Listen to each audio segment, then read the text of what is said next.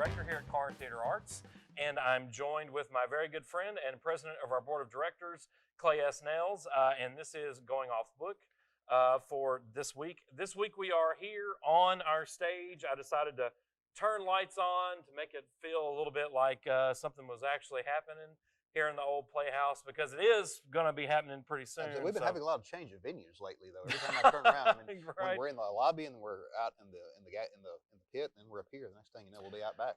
I did think a lot today about seeing if we could do it in the green room. Yeah. We may do it in the green room next week if I can get it so that we don't have like a whole bunch of reflectory crap in the mirror.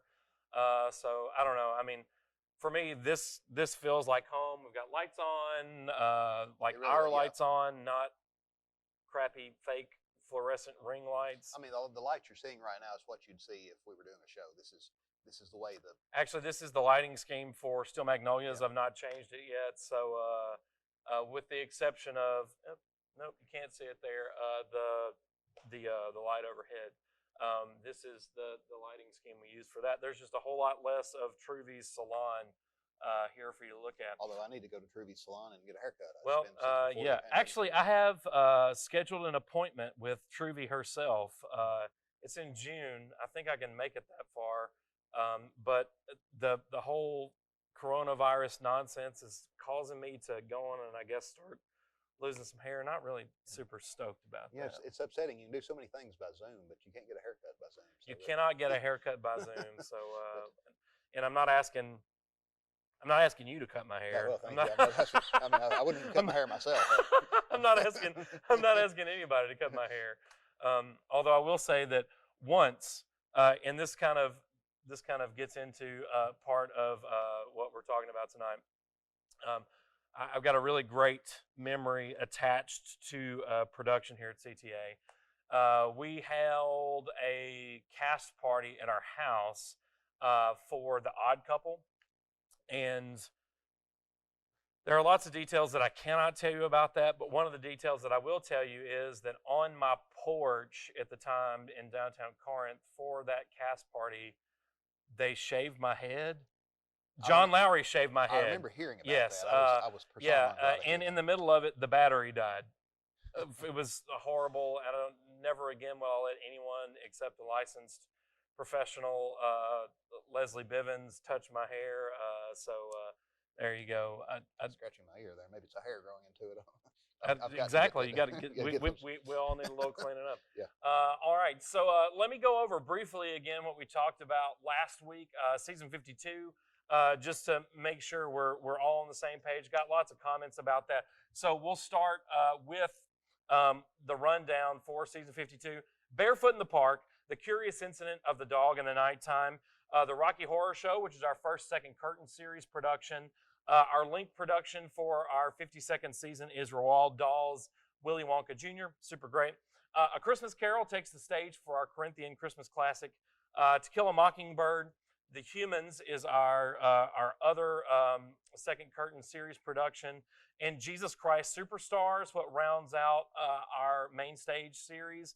We will do a production of Waiting for Godot in there at some point, and I think we'll do that as a Second Curtain production. Be outside, do lots of fun stuff with that.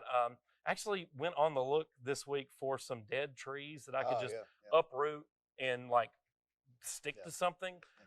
So I'm super excited about that. The folks may have some questions about Audition Times and dates for this. And the best way to keep up with this is follow us on Instagram and Facebook. Absolutely. Everything that is happening here is commented on there daily. So, right. So let's talk about dates, because we still have season 51 to finish up. Frozen is very, very tentatively. We're recording this on Wednesday night. The Corinth School District is meeting on Thursday night to go over graduation dates, and I don't suspect that they'll be this far. But Frozen is very tentatively scheduled for June 19th, 20th, and 21st, and June 25th, 26th, 27th, and 28th. A couple of those will have matinee shows, multiple shows a day. So that's what you can look forward to there. Chicago, we're looking at July 29th, July 9th through 12th, and 17 through 19. For Chicago, again, I answered questions about this all week too. We're going to look to do another round of auditions. So if you missed auditions and you want to audition, or maybe you weren't free for the times that they were, come audition. We did get a couple people who were like, sorry, I got stuff to do. Well, plenty of stuff for you to do next season. And then Little Shop of Horrors, July 23rd, 24th, and 25th. That'll be our student production, and we'll throw in a primary student production of hopefully James and the Giant Peach in there before then. So in between Chicago and Little Shop if we have time. But those are the dates. Now, those are performance dates. What we do know is that what I really enjoyed last season was having one audition for all second curtain productions. So that's primarily Rocky Horror. Will be for the Humans next season and Waiting for Godot. So I know that I can get 5 of you folks to show up for second curtain auditions to refill your roles in the Rocky Horror Show, but also be considered for the Humans as well as the Rocky Horror Show. That worked really, really, really well. It's nice to have people come in, do multiple auditions, sing, dance, and read.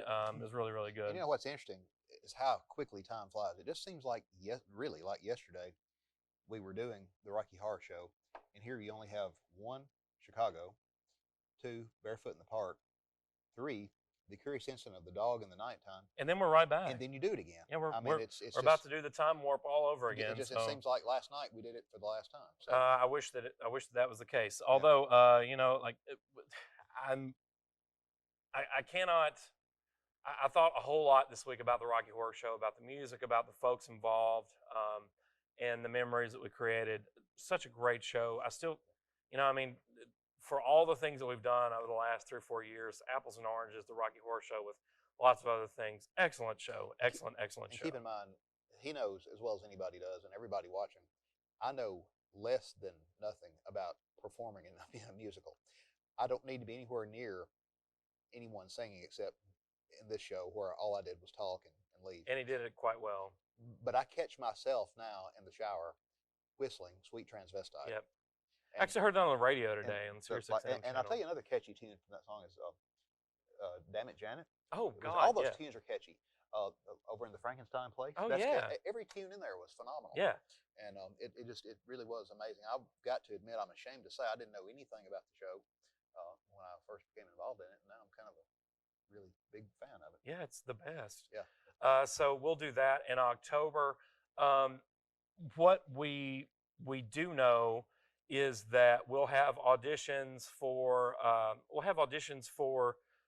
Second Curtain and Barefoot in the Park around the same times. I'm really waiting on the next couple of weeks to get those dates, and we still have to schedule our Welcome Back cabaret that we're going to do. So where I am going to sing and dance. Yeah, I actually decided today when I'm going to sing on my own. So I'm actually looking forward to that. And I'll be singing on my own. So yeah, we could. You're going to sing on my own from Les Mis? Got it. I'll heard it here. And I'll dance to it too. Can't dance to that. It's the saddest song. I'll dance.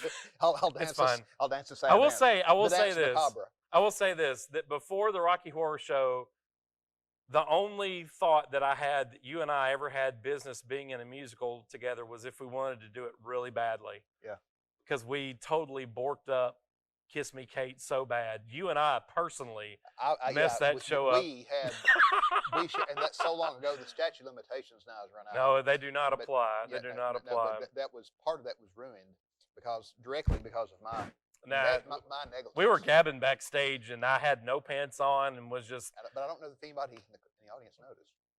I don't know. I have no idea. That was back before my perception of the audience was anything other than people in the seats. They never said anything about it. So. No, not to us directly. That's probably good. And aside from me saying this now, there's no documentary proof that I was ever in Kiss Me Kate because I wasn't listening to the playbill. No, and you know what? I can't find a playbill for that show. As far as if I do find a playbill for that show, it's going off book, and we'll both have to admit to it. I'll admit. You know, they did a revival of that show last year, and it's not horrible, but I have such weird memories associated with it that I can't enjoy it.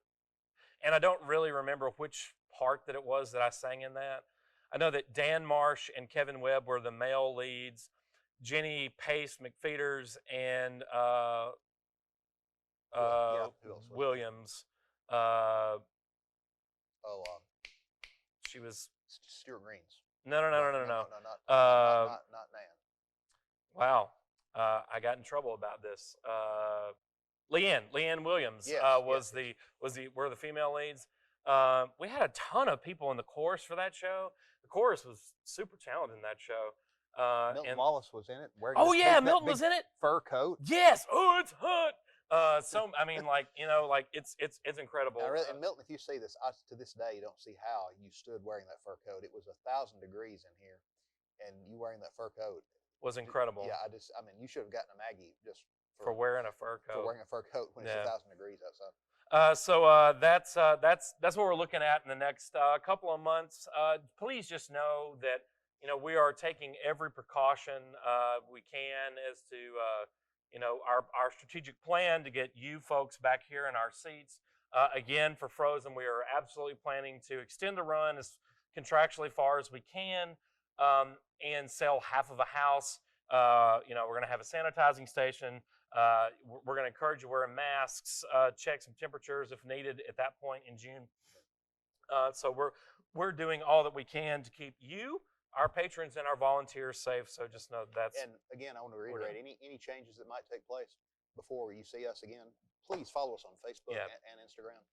As a matter of fact, we're gonna do an update about our policy and procedures before we announce the show date. That'll all be laid out there. So if you have any questions, that's the place to go. Absolutely. As a matter of fact, by the time you see this, we'll definitely have an idea of the dates. And also, by the time that you see this, about the time this premieres, we will be in the Care Garden in downtown Corinth with 20 of our Frozen cast members doing an outdoor rehearsal.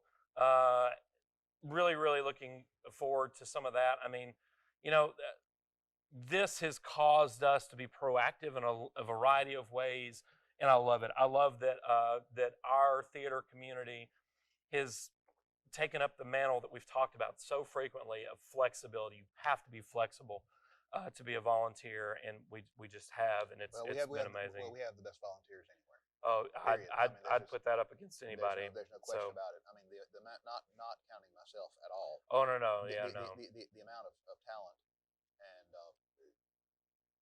volunteer spirit that is associated with Corinth Theater Arts is really amazing, and it's something that the community really should be proud of, and they are. Yeah, and that's the great thing. Yeah.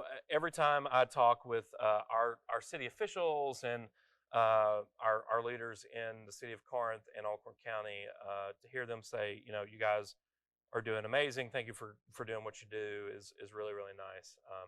And to be acknowledged for that here and for other places is even better. Speaking of that, we'll have a link in the comments here and on our YouTube for you to go and to watch the early night show with Joshua Turchin. Our Anna and Elsa from our Frozen Junior cast appeared with them on this BroadwayWorld.com podcast, or this Broadway Network podcast. They were featured on Broadway World, and it's just kind of exploded. They did amazing. Joshua Turchin's this kid who has more professional experience than you and I could ever dream of. He's amazing. And he was doing the show before all this happened. Now he's doing a virtual cabaret. But Hallie, Kate, and Liza appeared on there. The reviews have been amazing. The views have been incredible. And they were on the show with the original young Anna and Elsa from the original Broadway production. Really, really nice. It was nice to see. And it's nice to know that our talent here is just as good as some of the talent all over the world. They didn't mention me, did they? No. They not yet. I was hoping they might. No, but they didn't. That's okay. They did mention me, and I cried a little bit because they were like, our director, and I was like, please don't talk about me. Don't talk about me. Talk about your amazing castmates, and they did.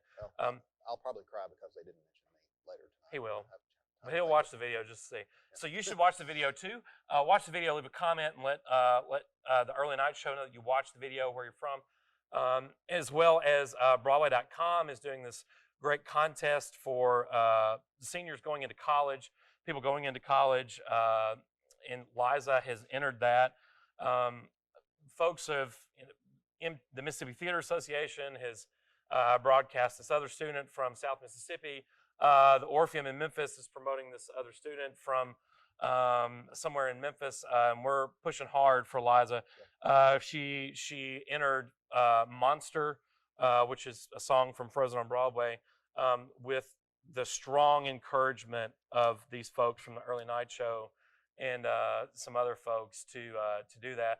So we're cheering her on. We want her to advance in this competition so that she does well and can, this is another student that has been erratically changed by our program here at I mean, the Corn amount Theater of Arts. talent that has walked these boards here over the past 52 years now, It's going on incredible. 53, is outrageous. It's I mean, you wouldn't believe it. I know 100% that I am one of the very least of those, and I'm glad for that because of all the amazingly talented people here. Yes, no question. So this week, instead of we don't really have anything for you to show you as part of our memorabilia, except for I guess these this nice drinkware was given to me as a director gift from my cast from the Rocky Horror Show. Very much. I was thinking we used these in Death Trap. No, we didn't. A Thriller in 2 acts. Well, we had some really sweet glasses for that. No, they both were, this weren't was this is a gift from my cast from the Rocky Horror Show.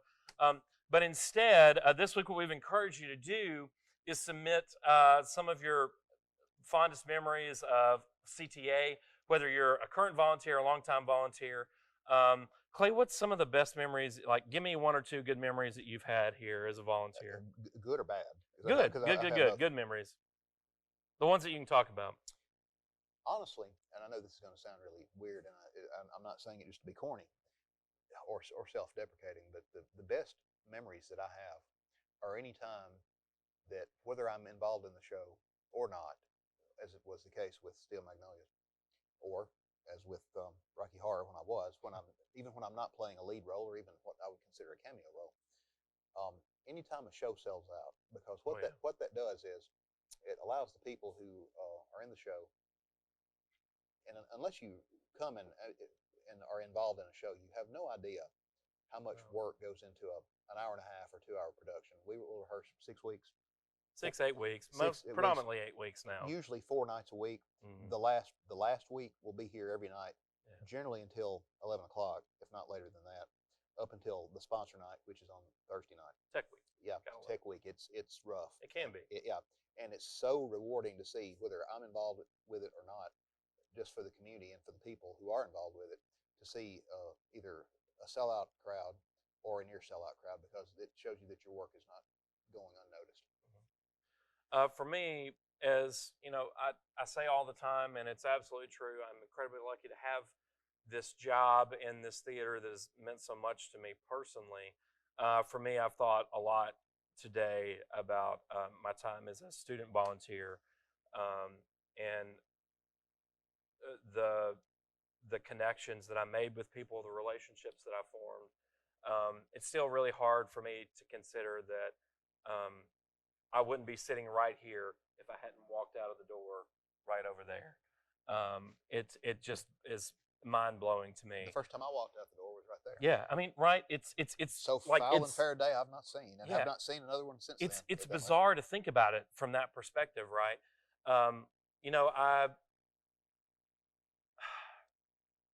I've had so many formative moments in my career here as a volunteer that I couldn't count the ones that are best or worst. For me as a student volunteer, Footloose, I got to play the Reverend Shaw Moore. Had the most amazing cast to work with. Katie Simons is our director. She's a resident director here. There were so many people involved in that show. Did you produce that show? I know you were a volunteer. Yeah, I produced, and I was almost pulled up into the. It's over there. Over there. It's over there. Into the attic by the flies. Yeah, by the flies. By my leg. That you'll get to see in Frozen. Yeah. But like that particular production, really like obviously the Mousetrap for me. I'd get in trouble if I didn't say that. But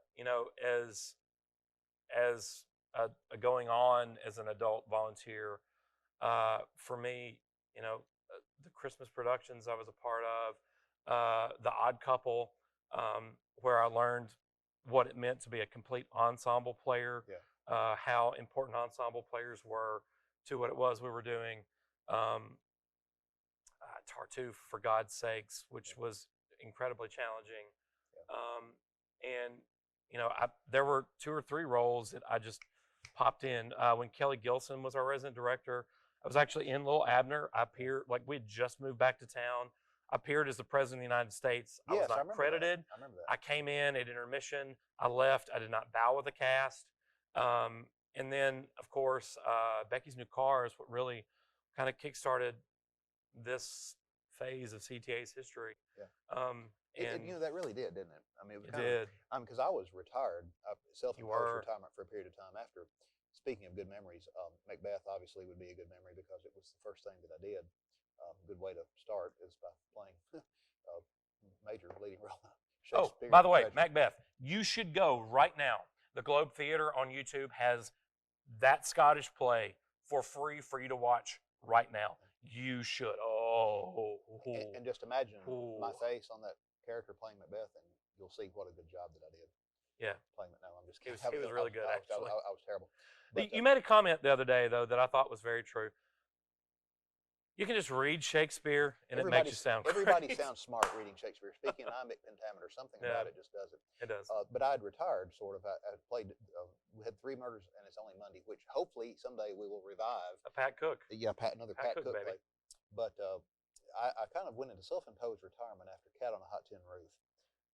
That was, at the time, for whatever a hack actor as myself can do, I felt like that was the apex of my... Harry Monday? Cat on a Hot Tin Roof. Oh, Big Daddy. I see that. Yeah, I felt like that was the apex of what I would be able ever to do. And until this past year, that was the thing that I was most proud of.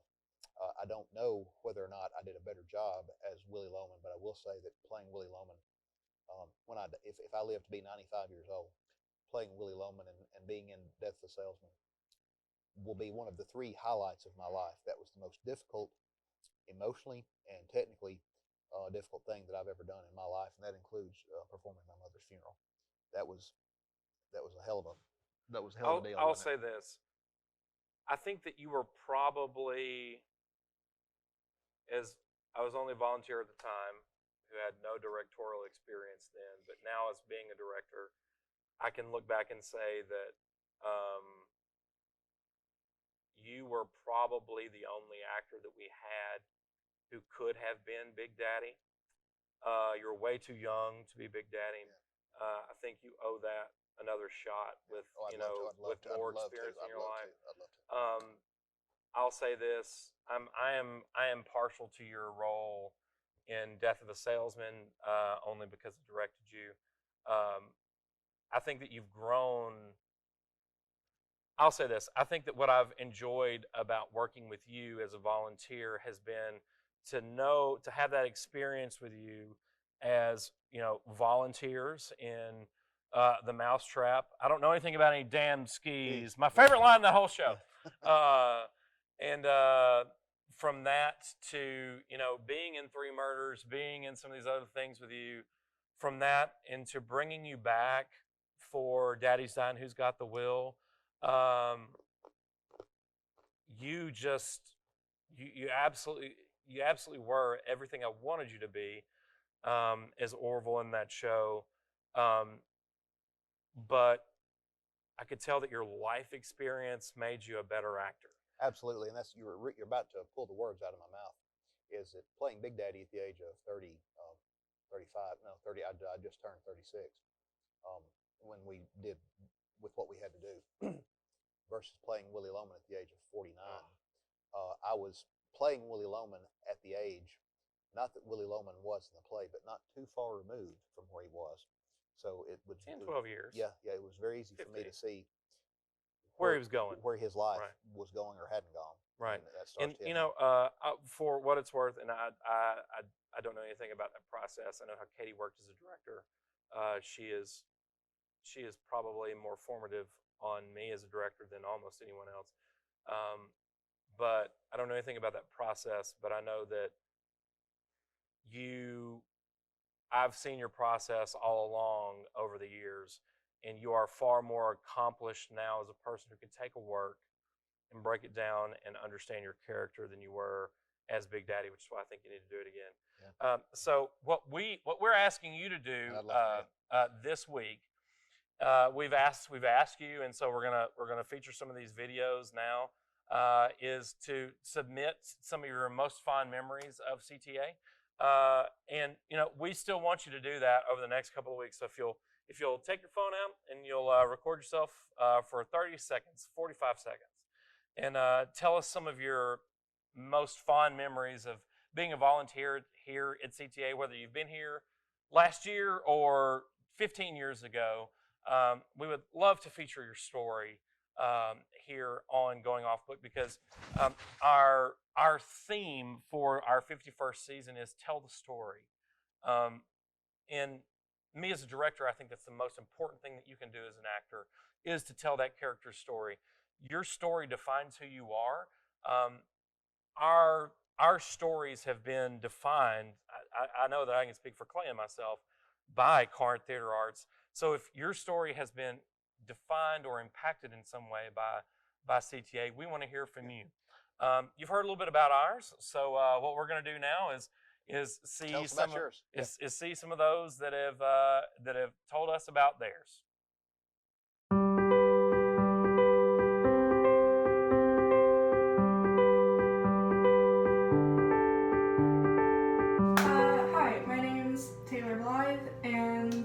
I guess my favorite memory of CTA is probably my very first opening night, which I suppose is really cliche to say, but like it was a nice experience for me to really be in such a welcoming, cool environment, and to see what that's like, and to just, it was really exciting. It was a really nice time for me, so that's probably my favorite memory.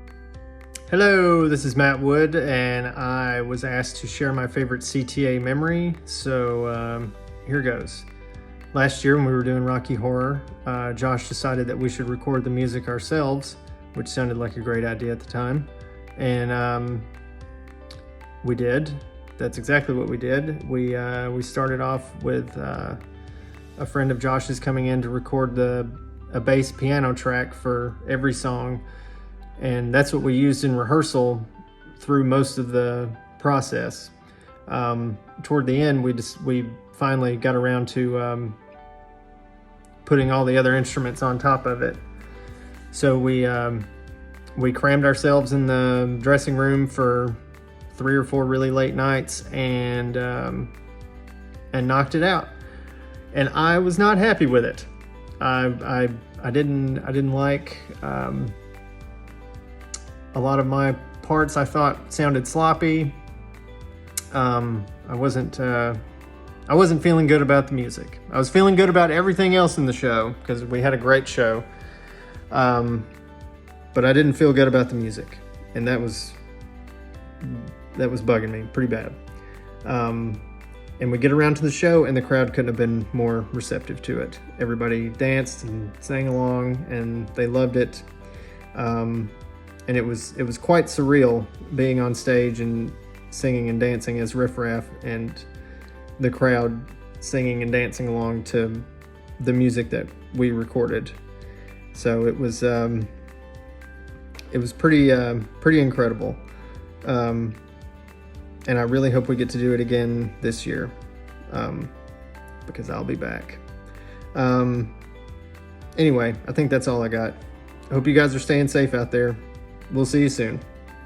I think my favorite CTA memory would have to be Shrek the Musical, because that was a dream musical of mine that I really wanted to be in, and everybody worked so hard on that show, and it really turned out fantastic. And that last show was really, really special, and I'm really glad I got to be a part of it.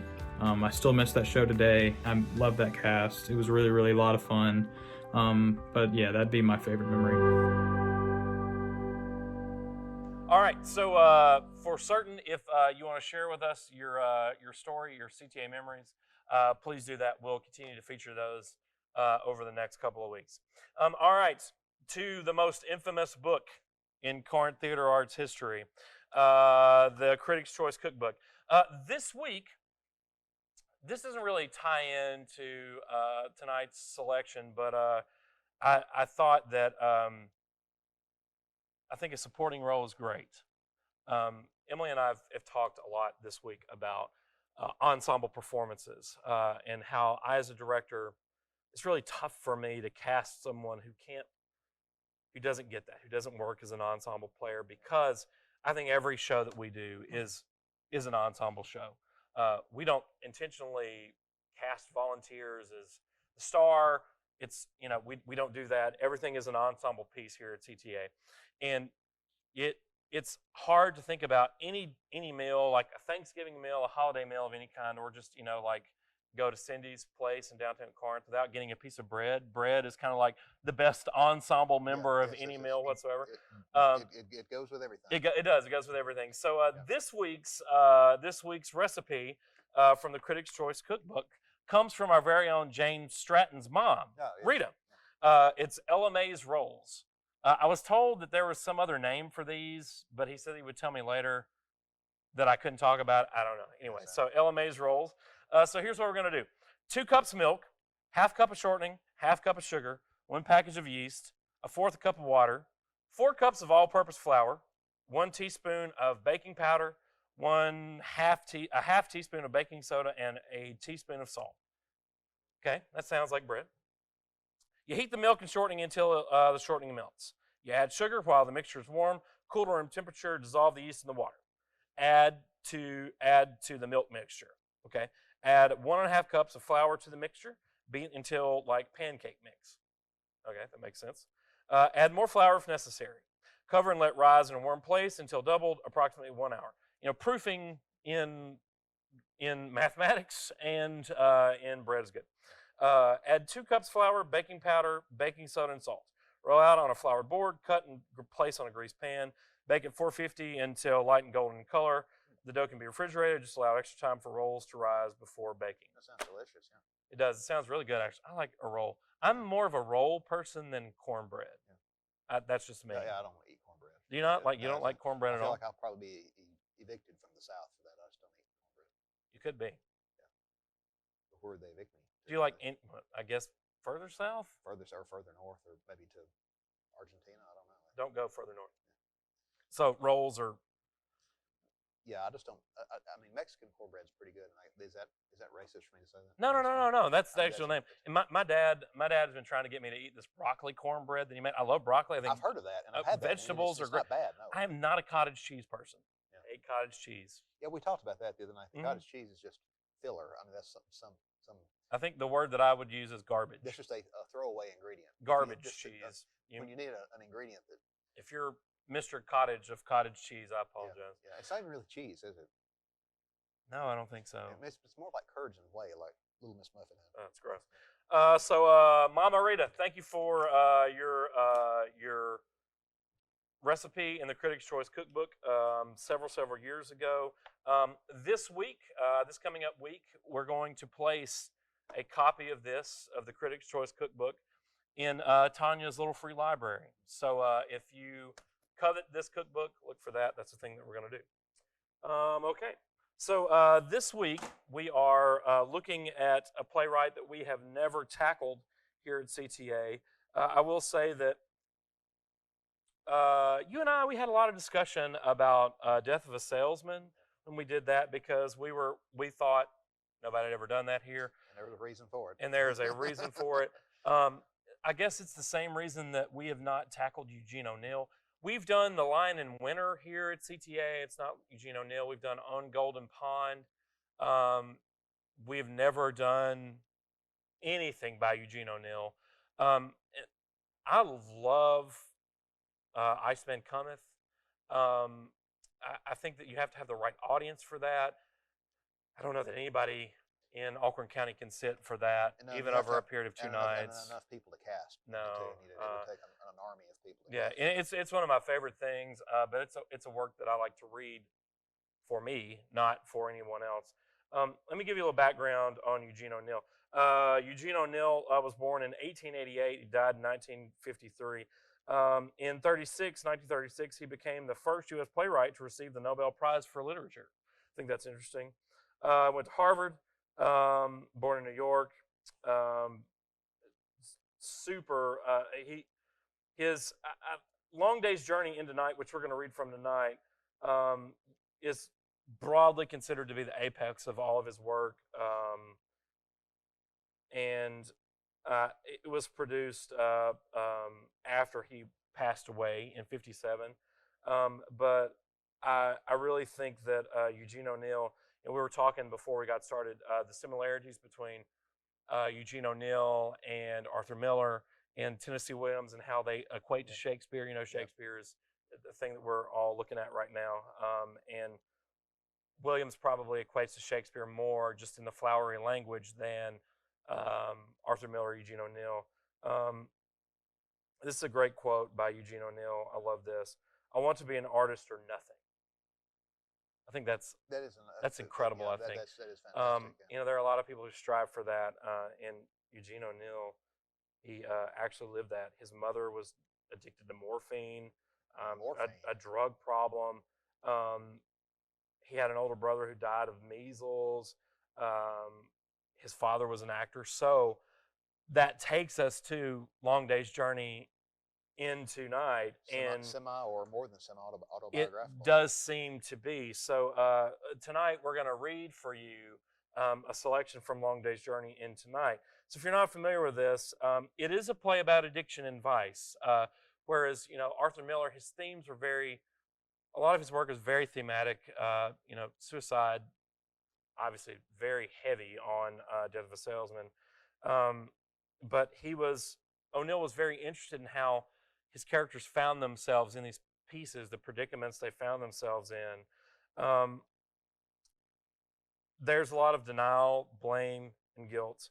You're going to see that a little bit showcased in the selection we're going to read to you tonight from Act 1. But there is some love and forgiveness. There's a lot of resentment, a lot of hate in this production, but it's one that I think, you know, it's interested to think that we've never done this here at CTA. And I think it's because that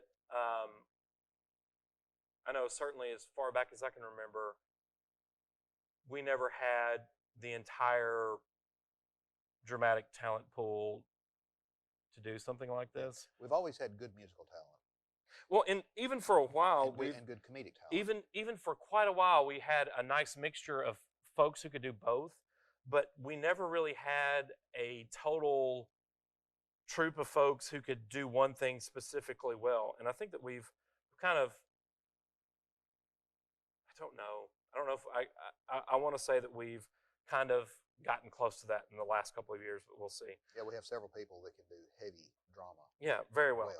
You're actually one of those. You and I think you and Maxidon and Matt Wood are three of the only people I know who can do a little bit of everything and do it well. They can do a bit of everything. They can do a little bit of everything well. I can do a little bit of everything. Well, or not well. He's being too modest. Okay, so when you're looking at this, it was published in '55, and this is the author's note. For Carlotta, on our 12th wedding anniversary, dearest, I give you the original script of this play of old sorrow, written in tears and blood. A sadly inappropriate gift, it would seem, for a day celebrating happiness, but you would understand. I mean it as a tribute to your love and tenderness, which gave me the faith and love that enabled me to face my dead at last and write this play. Write it with deep pity and understanding and forgiveness for all the 4 haunted Tyrones. These 12 years, beloved one, have been a journey into light, into love. You know my gratitude and my love.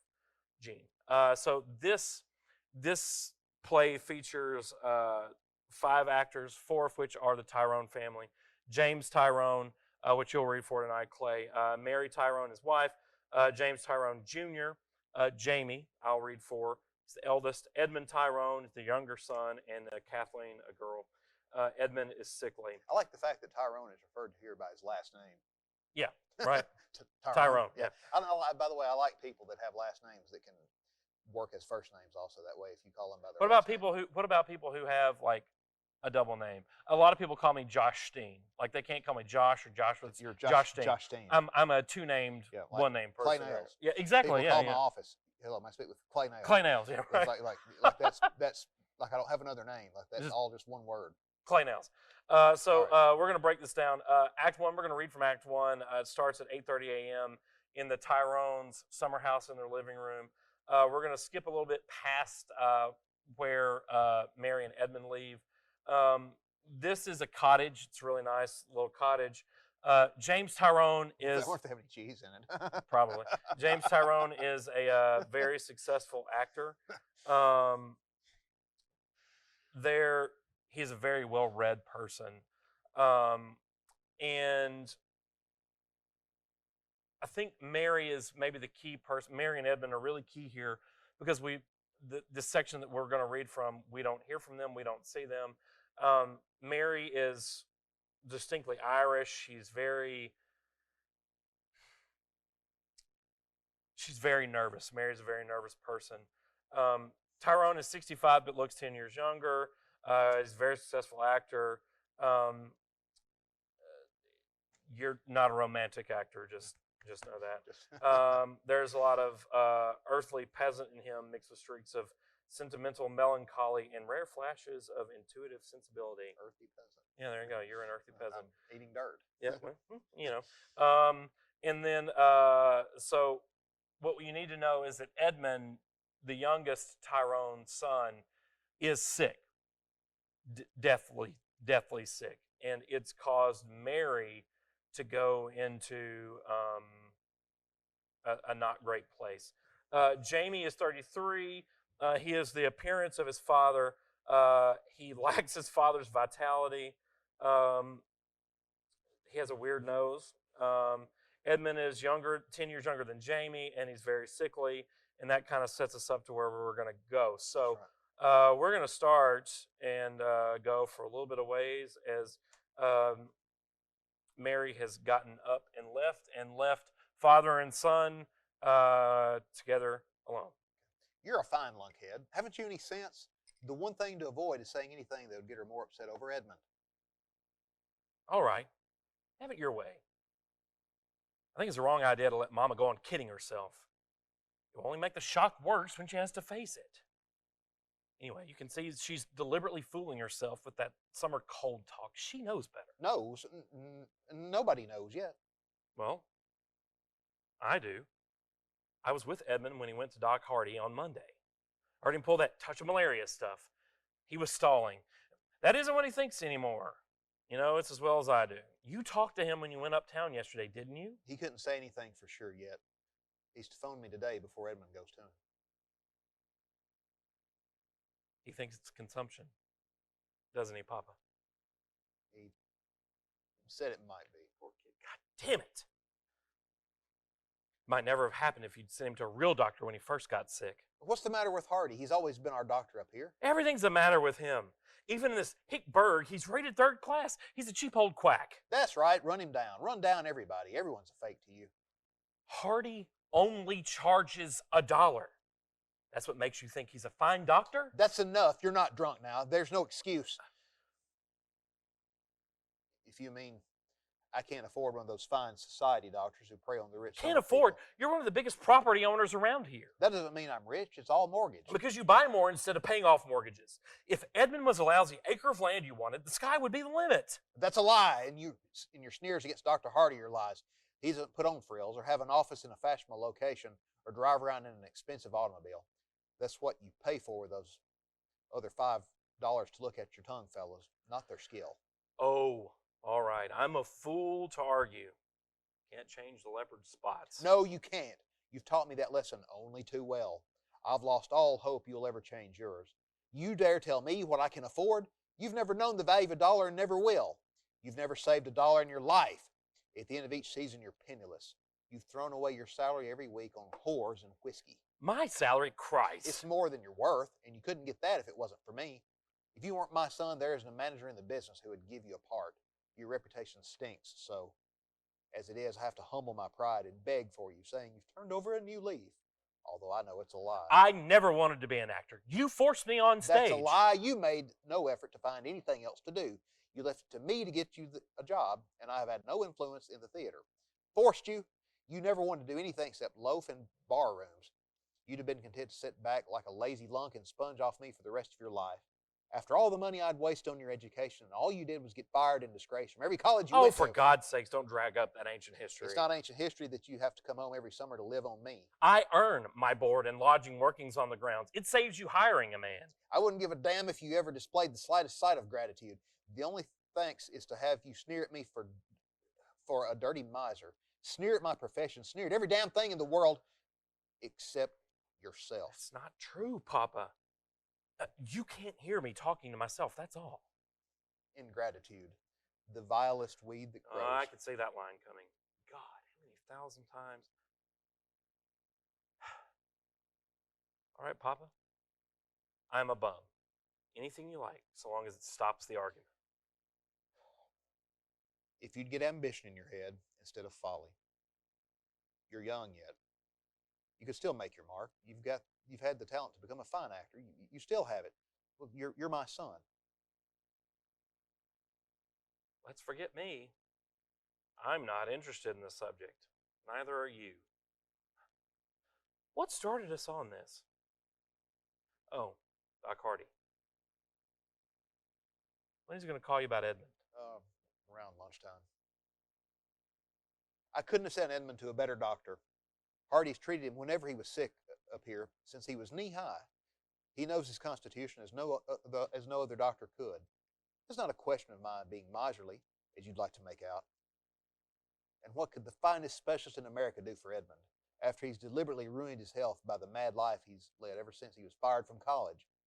Even before that, when he was in prep school, he began dissipating and playing the Broadway sport to imitate you, when he's never had your constitution to stand it. You're a healthy hulk, like me, or you were at his age, but he's always been a bundle of nerves like his mother. I've warned him for years his body couldn't stand it, but he wouldn't heed me, and now it's too late. What do you mean too late? You talk as if though... Don't be a damn fool. I meant nothing but what's plain to anyone.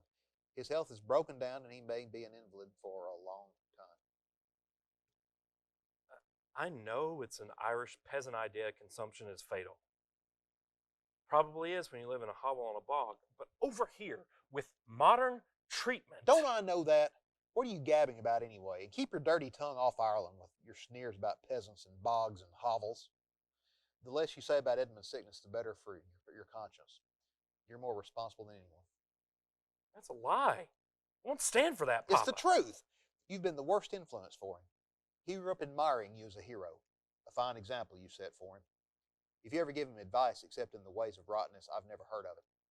You made him old before his time, pumping him full of what you consider worldly wisdom when he was too young to see that your mind was so poisoned by your own failure in life you wanted to believe every man was a knave with his soul for sale, and every woman who wasn't a whore was a fool. All right, I did put Edmund wise to things, but not until I saw he'd started to raise hell and knew he'd laugh at me if I tried the good advice and the older brother stuff. All I did was make a pal of him and be absolutely frank so he'd learn from my mistakes that, well, if you can't be good, you can at least be careful. That's a rotten accusation, Papa. How much the kid means to me. How close we've always been. Not like the usual brothers. I'd do anything for him. I know you may have thought it was for the best, Jamie. I didn't say you did it deliberately to harm him. Besides, it's damned right. I'd like to see anyone influence Edmund more than he wants to be. His quietness fools people into thinking they could do what they like with him, but he's stubborn as hell inside, and what he does is what he wants to do, and to hell with anyone else. What had I to do with all the crazy stunts he's pulled in the last few years, working his way all over the map as a sailor and all that stuff? I thought that was a damn fool idea, and I told him so. Can't imagine me getting fun out of being on the beach in South America or living in filthy dives drinking rotten gut, can you? No thanks. I'll stick to Broadway in a room with a bath and bars that serve bonded bourbon. You and Broadway. It's made you what you are. Whatever Edmund's done, he's had the guts to go off on his own where he couldn't come whining to me the minute he was broke. He's always come home broke finally, hasn't he? What is going away get him? Look at him now. That's a lousy thing to say. I don't mean that.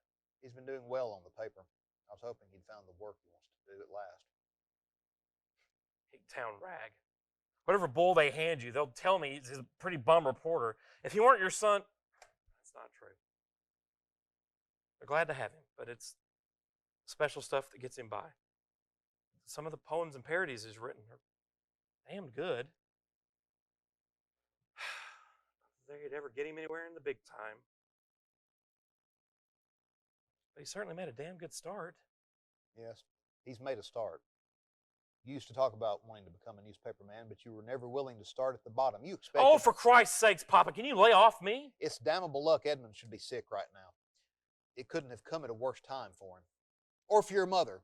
It's damnable she should have this to upset her just when she needs peace and freedom from worry. She's been so well in the 2 months since she came home. It's been heaven to me. This home has been a home again. But I didn't need to tell you that, Jenny. I've almost felt the same way, Papa. Yes. This time you can see how strong and sure of herself she is. She's a different woman entirely from the other times.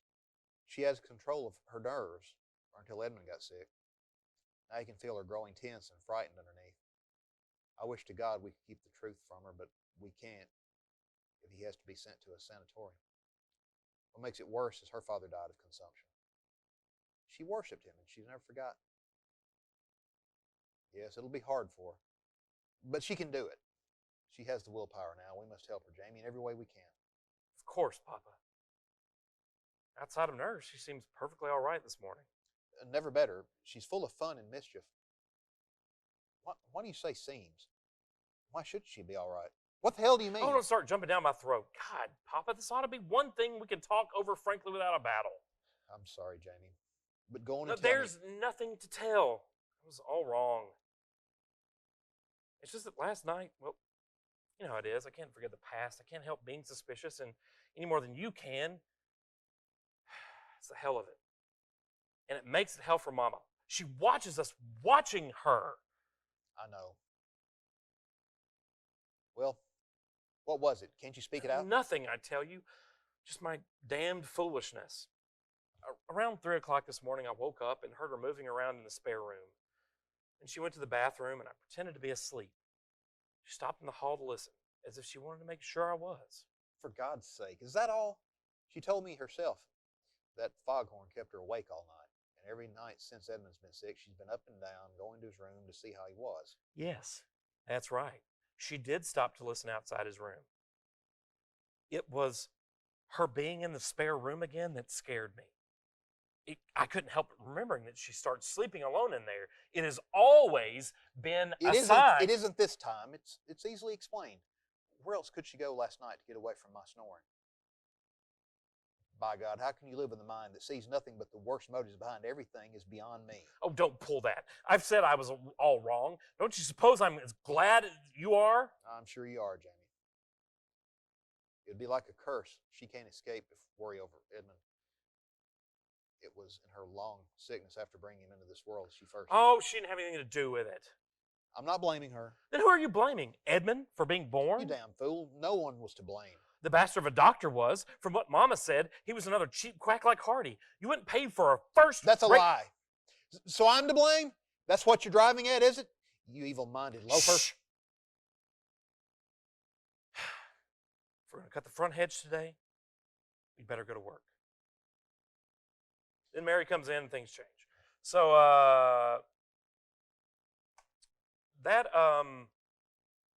how in that time frame Eugene O'Neill was able to write like that, I don't know. But it makes me a little sad that we haven't done any of that here at CTA. So here's to fixing that in the next couple of years. Yeah. Okay. So that'll do it this week for our edition of Going Off Book. If you have suggestions for us, of what we would like to see us do in the coming up weeks. Let us know. Please submit to us your memories, your best memories of CTA via video. You can send them to our Facebook page. Keep a lookout on Instagram and Facebook for what's coming up, the dates for our shows, all that stuff. We'll keep you posted there. Anything else you'd like to add? If you want to know what's going on here, I can't emphasize it enough. Follow it, like us on Facebook, follow us on Instagram. Right. And you'll know everything. Our website specifically is to just to tell you when we are doing a show, how you can get tickets for that show. That's a beautiful thing. Season 51 has been the absolute best for that. It's the only time in our 51-year history you could buy a ticket for any performance you wanted to online right then at that moment on day one. Yeah. So when tickets for Frozen and Chicago for real go on sale, you'll know. And we'll keep you posted on everything else that's happening, from auditions to season 52 auditions and everything else. If you like this video, click the like button and subscribe. Subscribe. Let us know in the comments on Facebook and on YouTube some things we can do. But more importantly, I guess you could say, is we look forward to seeing you soon, where theater comes alive. Peace out.